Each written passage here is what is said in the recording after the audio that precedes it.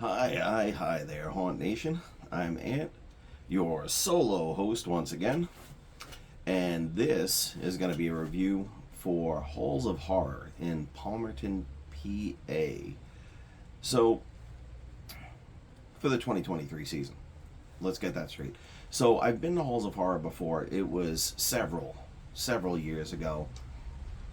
Not much has changed yet. A lot has changed, and we'll get to that. So, they have a box office. There are no online ticket sales. You have to buy tickets on site. They have a small box office outside. They do take cash and credit.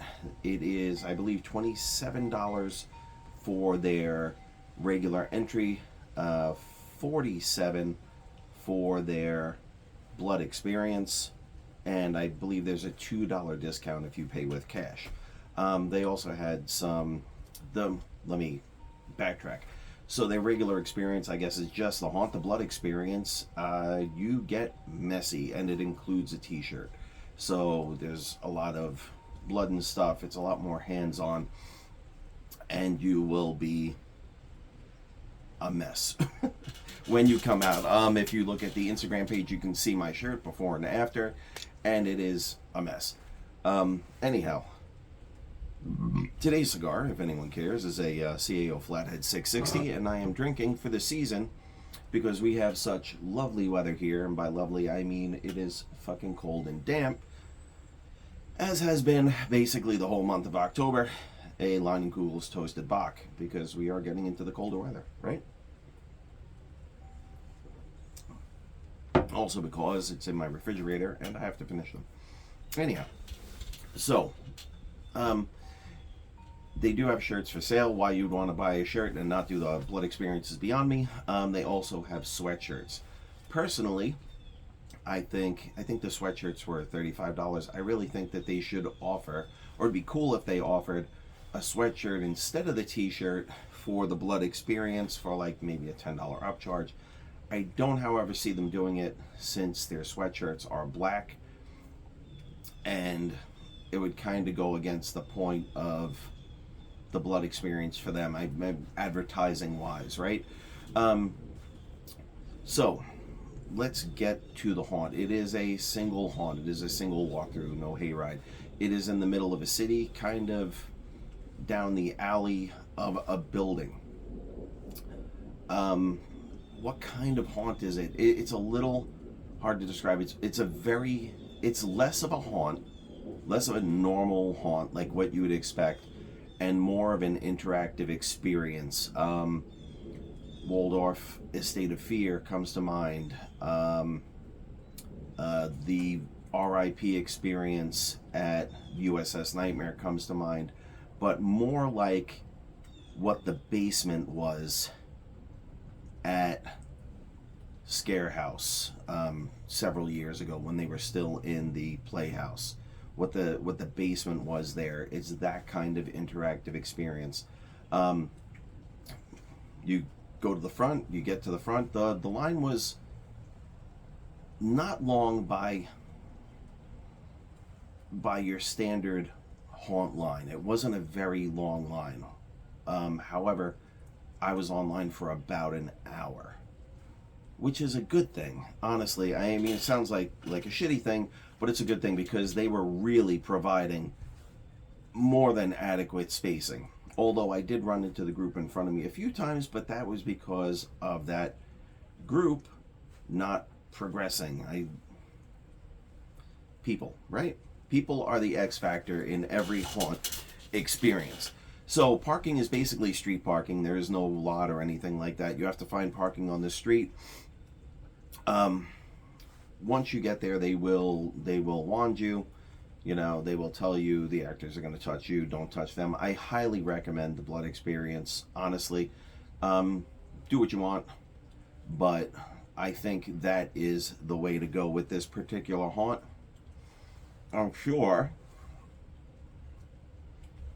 it will be interactive, but with the blood experience, they basically, you have to sign a waiver. They tell you, I think you have to sign a waiver regardless. You do have to sign a waiver regardless, because they made us sign a waiver before they asked us what experience we wanted. I just see the Blood Experience as being more hands-on, and if you're going to do it, you might as well do it. The price isn't outrageous. It's not like it's so much different. So yeah, it's not your traditional haunt. I don't recall seeing any animatronics. As far as set pieces, there are sets. There are some sets, but it is mostly really, really dark, especially the first half. And the set pieces they do have are okay. They get the point across for what is going on and what they want you to experience section by section, but it's nowhere near movie quality. It's not like the sets you're gonna see at like a Brighton Asylum or a Field of Screams, or a Dent Schoolhouse. They're more akin to rudimentary backyard haunt type sets. That said, all of the actors were adequately costumed and make-upped, and that's really where this haunt is. It's about the experience, the interaction between you and the actors in different sections. Multiple themes running through section by section. It did have a flow. The flow wasn't bad, but you're literally going through different ideas in different sections and having interactions with each. All of the actors completely into their job, all staying in character, taking their job seriously. If you are easily offended, it is a bit raunchy, kind of the way the fuck is that place called? Haunted Hoochie. Kind of the way Haunted Hoochie is raunchy, so it's got a raunch level like that. They will touch you. They will probably make you feel uncomfortable with how close they get to you. And thank you, by the way, to all the actors, because everybody used breath mints. Nobody had knockout breath, which is fantastic. That's how close they get. But yeah, it's really more about the experience. There were certain things that would go off when you go through, and they seemed to be working. It was fairly for the amount of space that they used. They kept you there a long time. I'm gonna say it took somewhere around 30-35 minutes to get through the haunt. Only reason I know is because the person at the front door asked how long we were in line for, and I happened to look at my watch and then looked at my watch after. I'm like, we were in there for a while, you know. So yeah, the things that are similar from the last time I went is, like I said, the set pieces. A lot of the set pieces are still rudimentary, backyard hauntish, if you will. Although, Jason's Woods had pretty shitty sets and they're a major haunt. But anyway, I would consider their level backyard haunt level as well. However, there did seem to be a bunch of changes made, because there are a lot of things that I thought were even more basic the last time I went, and they've stepped up their game. They've definitely made the experience a lot better. Bathrooms, there were some porta potties down a different alleyway somewhere. I don't believe there were any add-on activities. When you are done with the haunt, they will pull you aside and take photos of you, which are accessible on their Facebook page. That's why I'm saying, I don't see them offering the upgrade, the sweatshirt upgrade, because the white t-shirt that you get when you do the Blood Experience is just a complete mess, and you wouldn't notice that on a black sweatshirt, right? And a white sweatshirt, I don't know how many people would really be interested in getting a white sweatshirt.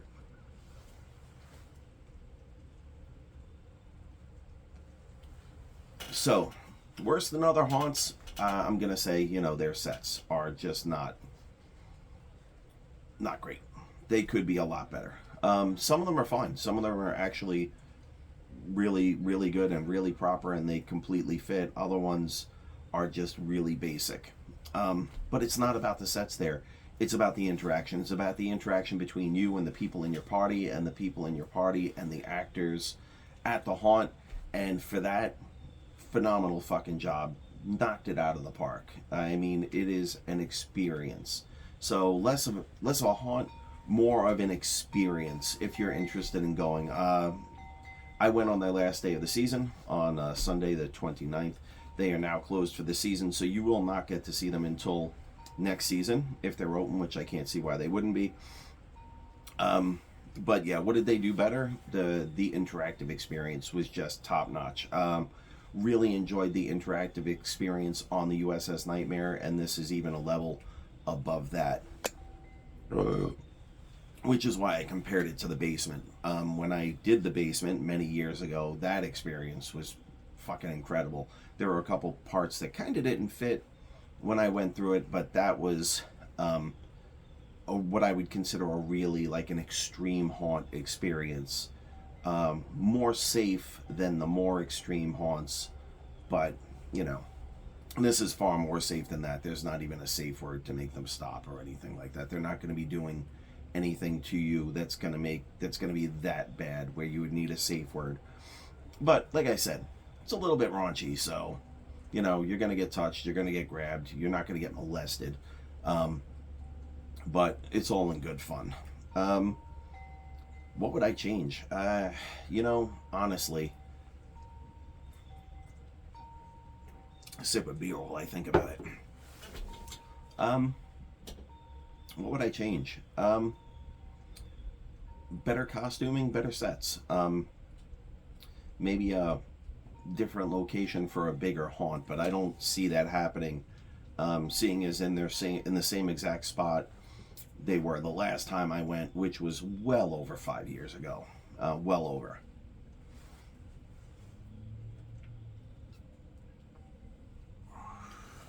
But it was longer. There were more sections to it than the last time I went.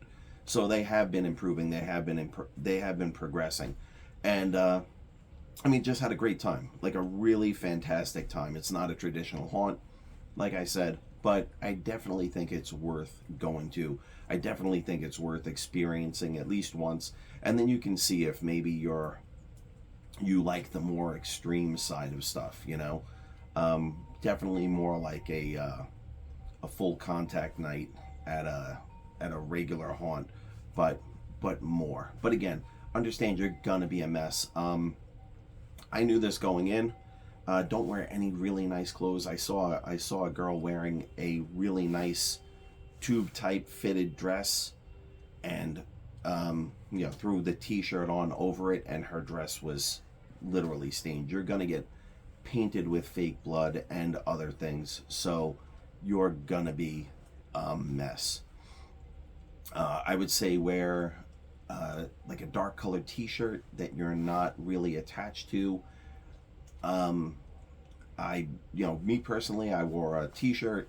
I wore a black hoodie underneath that I had zipped up because it was a cold night. So I was wearing the hoodie just because it was a cold night. So dark t-shirt, hoodie zipped up. I tucked my hood in to the shirt, and then put their shirt on over it. Still wound up with some staining on my on the collar of my shirt and down my shirt. Bring another jacket or sweatshirt with you if the night is cold. That's what I did.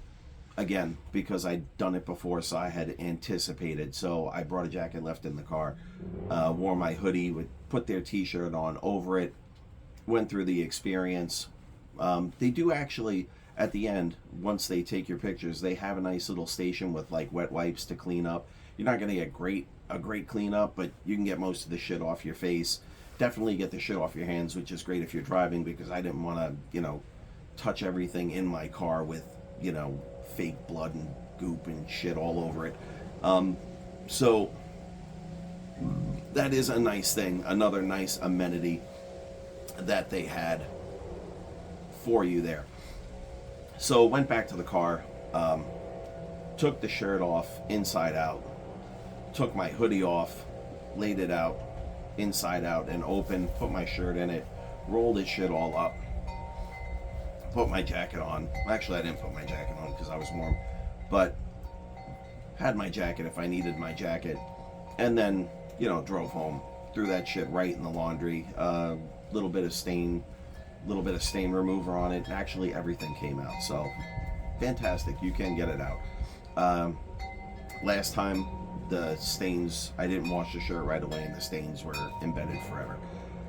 So, all that said, rating out of 10, I am going to give Halls of Horror for the 2023 season a 7.5 out of 10. Just a really enjoyable experience. Not quite a traditional haunt. Better sets, better... Their makeup was good, don't get me wrong. Like, the makeup and costumes were good, but better sets, better costuming, and they'd probably get bumped up to somewhere in the 8.5 area. But again, don't expect a traditional haunt, because that is just not what it is. There was a line creeper, one singular line creeper, and he was working his ass off. He was doing his job. So kudos to him as well. And I believe that is it. This may be it for the season. I'm contemplating, because Bates Motel is open tonight and tomorrow, as far as fuck. But I am contemplating maybe one or two more haunts to completely close out the season, but we'll see how that goes, you know, because real life as well. So, that said, Halls of Horror, Palmerton, PA, 7.5 out of 10 for the 2023 season. I am Ant. You or whoever you are. Stay you, stay beautiful. I'll talk to you next time. See you.